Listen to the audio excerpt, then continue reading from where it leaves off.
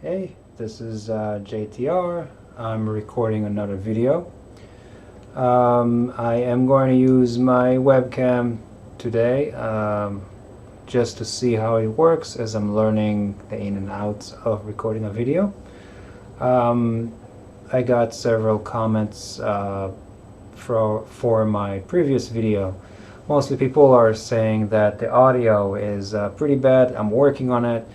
I'm going to get probably a microphone that attached to the shirt. I forget what it's called. It has a name, but that's what I'm planning on doing. For now, I'm going to record with the webcam and see how this works. It is closer to me, so the microphone is closer to my mouth, and hopefully there'll be less interruptions. This is not going to be a very positive video. It is going to end up with, so what's the point? Because I think that's a crucial wake-up call, especially for people who are interested in privacy and are jumping into it and grabbing all the hype words, like I'm going to get Tor and I'm going to get VPN and I'm going to use Firefox instead of Chrome and all of these things and DuckDuckGo, and there are people who are trying to understand privacy better, which is a good thing, but I want to first of all give a wider angle of how much of a bigger problem, or let's say a challenge this is than I think most people think about. First of all, what I want to start is let's talk about the amount of information about you that is out there that we just perceive as personal and private, and it's not even ours to keep private. Clear example of this that I can come up with are your salary and benefits at work, and then your health insurance and your information that you share with your doctor and your health professionals. So when you think about something like your salary and your benefits at work, this is something very personal, and many times your employer go through all these efforts to try to keep things private, and you can't just get this information, and when you call to the HR department to get that information, there's all sorts of ways to identify this is really you. But then think about this for a second. Your employer, which can be huge depending on who you work for, has an HR department. That HR department has access to your information. Your paycheck and benefits information, of course, go to your bank. We all use direct deposit. Even if not, we're using checks. I think most people today use direct deposits, but even if you use checks, your bank knows about your income, where you're getting it from. That in turn goes, of course, to different taxation organizations here in the US. Of course, there is the IRS, there is the city, there is the state. All of these people get your information.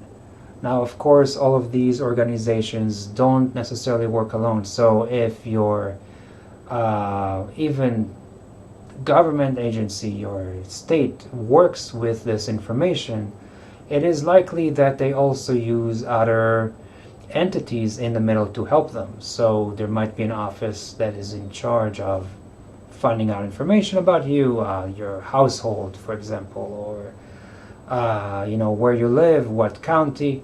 So that in turn goes to other probably private companies that help work with these agencies to surely help with the amount of data.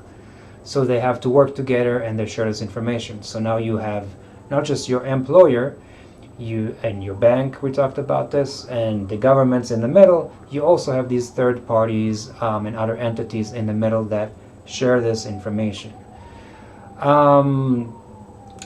These are a lot of companies. Not each one of these companies answer the same people. Not each one of these people, individual people who see your data, are under the same level of scrutiny as your HR department at work. who, depending, how well they are trained, and if they have an intern or someone who is coming from a different company and is not aware of the rules or the laws, that information might not be as protected as you think it might be.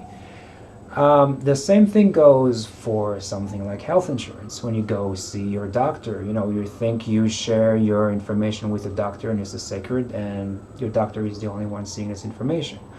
Well, as we all know, at least in the US, this information has to be shared with your health insurance.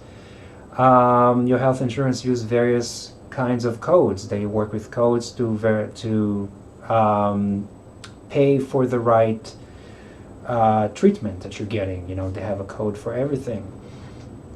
Again, in turn, these insurance companies do not necessarily work alone. They might hire additional manpower from other contractors, other companies that will simply punch in the numbers and find out what's going on and work with the data. On the doctor's side, the information and everything that's being used is usually channeled into computers. Computers, they use programs. The programs are maintained by, again, third parties and other people that are tracking these. There's probably an IT company that provides service to the doctor. And then there is the software company, and there's the database company. And all of these people are basically sharing your data along with other people. And everyone is saying, yes, your data is secret with us, it's safe, and we're never going to give it to anyone and everyone. But the point is, it is not just between you and your doctor anymore. It is not just you and your boss, and it's not just you and your HR department. There's all these entities along the ways, all these people who potentially have access to your data, and they all have to, it's enough that just one person by mistake, doesn't protect your data as well, and your data is gone. And we see this time and time again through with information breaches that happen in the news and such. So consider these two things, and that doesn't even touch the point that certain amount of your information is shared, whether you want to or not. You don't know about it, with third parties that use it for studies, for ads, marketing.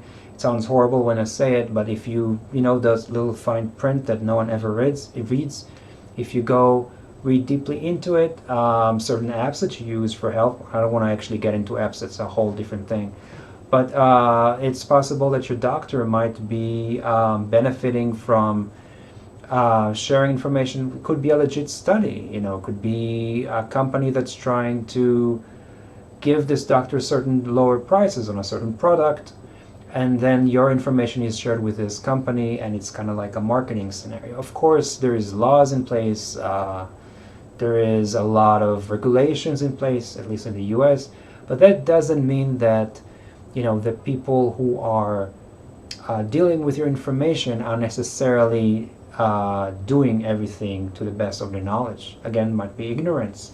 Think about these two things that are supposedly very personal, very private, very close to you, but they are being shared by so many people.